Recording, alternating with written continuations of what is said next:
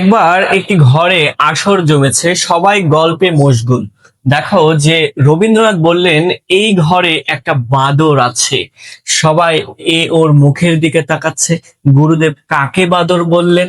এবার দেখো রবীন্দ্রনাথ সবার এমন হাল দেখে বুঝিয়ে বললেন এ ঘরে দুটো দরজা বা দোর আছে, একটা ডান দিকে অন্যটা বাম দিকে। তাই বলছিলাম এ ঘরে একটা বাঁদর আছে।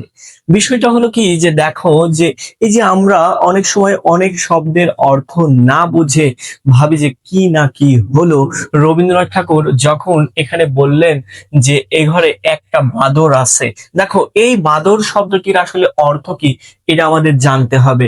এখানে আমরা দেখতে পাচ্ছি যে দোর মানে বা দুয়ার মানে কি দরজা। তো এখানে বা অর্থে বোঝানো হয়েছে দুই বা দুইটা। ঠিক আছে। তো এখানে দেখো যে বাদর অর্থে বোঝানো হয়েছে দুটি দরজা। তো এখানে আমরা দেখতে পাচ্ছি যে বাদর শব্দের আরেকটা অর্থ আছে বানর বা বান্দর। ঠিক আছে, ঠিক তোমার বান্ধবীর মতো।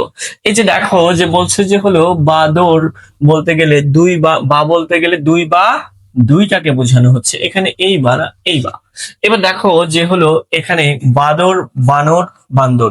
এবার যদি তোমাকে আমি বলি যে আমার মাথার দিকে তাকাও, তুমি কোন দিকে তাকাচ্ছ? অবশ্যই মাথার দিকে। এবার দেখো বললাম তিনি তিনি আমাদের গ্রামের তিনি আমাদের গ্রামের মাথা।